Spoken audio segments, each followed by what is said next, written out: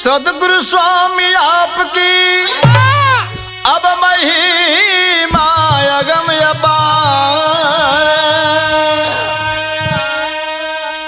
यदि कृपा न किए प्रभु तो अब हंसेंगे सारे लोग।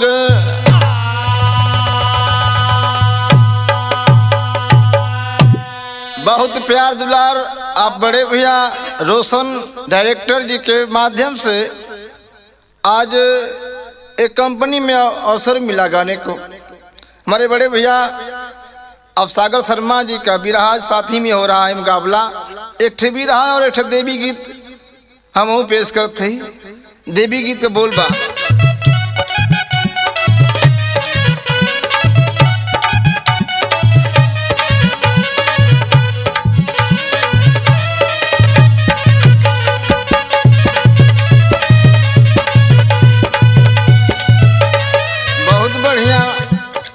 एगो लड़का देवी माई से फरियाद के ले बा। कहत क्या बा, अरे बीड़ा वाली मात भवानी सरगम सा सजैया गावे ना आवे,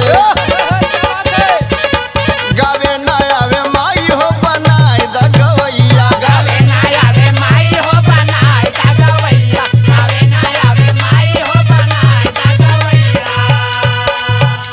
अरे बीड़ा वाली मात भवानी सरगम सा सजैया गावे ना आवे, गावे ना आवे माई हो बनाए द गवैया, गावे ना आवे माई हो बनाए द गवैया, गावे ना आवे माई हो बनाए द गवैया।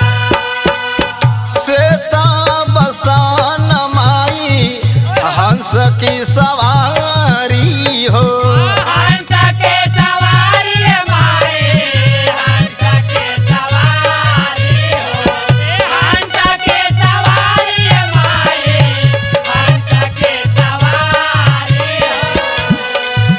ममता स्नेह बरस राउरी दुआरी हो, राउरी दुआरी माई, राउरी दुआरी हो, राउरी दुआरी माई, राउरी दुआरी हो। अरे भंवर बीच में डोले नैया तोही लाज बचैया,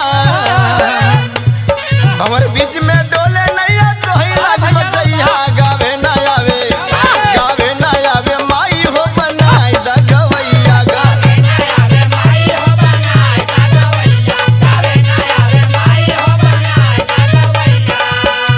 लड़का कर्ज के हे माता रानी तोहर महिमा बहुत अपरंपार हो।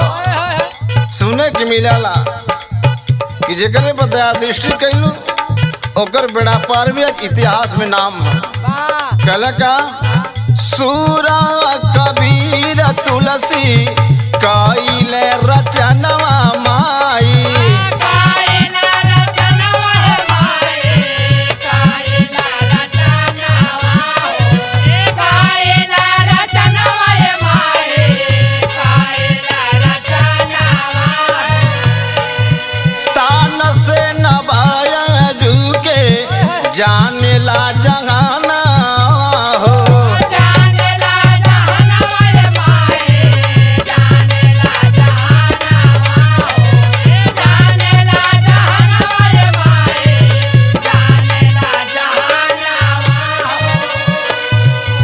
अरे मूर्ख कालिदास जी बे भैलू सहैया, अरे मूर्ख कालिदास जी बे भैलू सहैया, गावे ना आवे, गावे ना आवे माई हो बनाए द गवैया, गावे ना आवे माई हो बनाए द गवैया, गावे ना आवे माई हो बनाए द गवैया।